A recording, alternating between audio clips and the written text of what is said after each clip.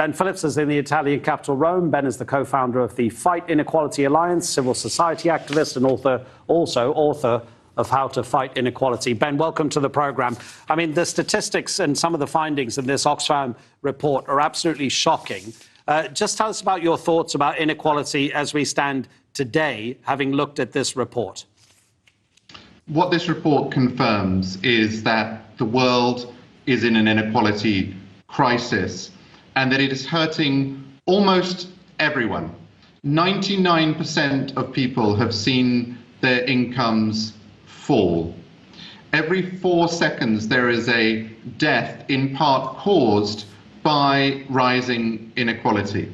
So we are all losing out from this, except for a very, very tiny group of people at the top. And what people need to take away from this report is not just that this is outrageous and shocking and appalling, which it is, but most importantly, that it's changeable, that it's fixable, that we can do something about it. So, for example, if we just had a 1% wealth tax just on millionaires, we could raise $2 trillion. Now, $2 trillion is the amount that the UN says is needed to meet the Sustainable Development Goals. And those millionaires, they wouldn't even become less rich from having that 1% wealth tax because they're earning so much on their capital investments that if they were paying a 1% wealth tax, they wouldn't even get less rich. They would just get rich slightly less fast. So it's a horrific problem that Oxfam has brilliantly identified, but also, and really, really crucially, it is a fixable problem. We shouldn't be fatalistic. We shouldn't say that there's nothing that can be done. There's a lot that can be done. Minimum wages can be raised. Legislation can tackle discrimination. Land can be redistributed. Funds can be put into health and education. We need to free the vaccine. That means we need to take away the intellectual property so that companies all across the world can make the vaccine so that we can get the jabs into the arms of everyone. If we do all of those things, we really can overcome inequality. So why aren't governments around the world doing it? Argentina is a good example of a government that is. Since the start of this year, it's introduced a one-off tax on the wealthiest of people. It's only going to apply to about 12,000 people, and the government hopes to raise $3 billion. Why don't other countries, why doesn't every single country that can do it actually do it? Is it a question of philosophy? Is it a question of capitalism? It's a question of corruption, in fact, because I mean, a true capitalist would want there to be a breakup of monopolies, would want there to be competition, would want markets to work. And what we're actually seeing is a kind of skewed fundamentalist approach in which a tiny group of corporations have phenomenal power. And this is the problem of the spiral of wealth of power. That is, some people have so much money that they don't just buy yachts and helicopters.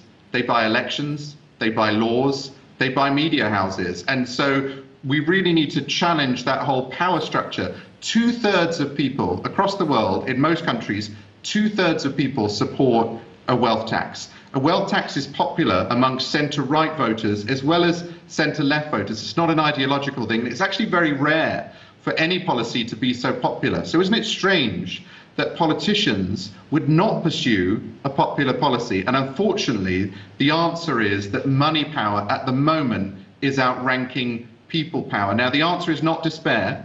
The answer is to get organized, to strengthen the pressure. Every time, historically, inequality has been reduced, it is because people organized. Even when the governments are brilliant, we still need people to organize. And right now, we're not overwhelmed by a huge number of brilliant governments.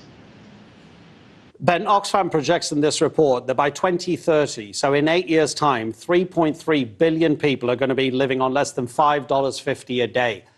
What is the effect of that going to be? Because it feels almost like a pressure cooker situation and something's going to explode. It is. You know, you can plot on a graph how unequal is a country and the proportion of people who work as private security guards. In other words, the more unequal society gets, the more tense it gets, the more violent it gets. Murder rates, violent crime rates, even suicide rates, they all increase as inequality increases. So it's an incredibly dangerous moment for everyone. I think one of the key takeaways needs to be that when we see rising inequality, we shouldn't just ask, am I in the group that's managing through, or am I in the group that's falling out the bottom? Everybody loses when inequality gets out of control, and it is completely fixable. It is totally possible to have a society in which nobody is allowed to fall too low and nobody is allowed to live above us as gods. That is absolutely possible. We've had it in the past. It is actually a more successful economic policy to do so, and we can have it in the future. But the key thing is, it is going to need pressure from all of us. Politicians are not going to do it unless we make them do it. Ben, thank you so much indeed. Really, really interesting to hear your thoughts. Ben Phillips in Rome.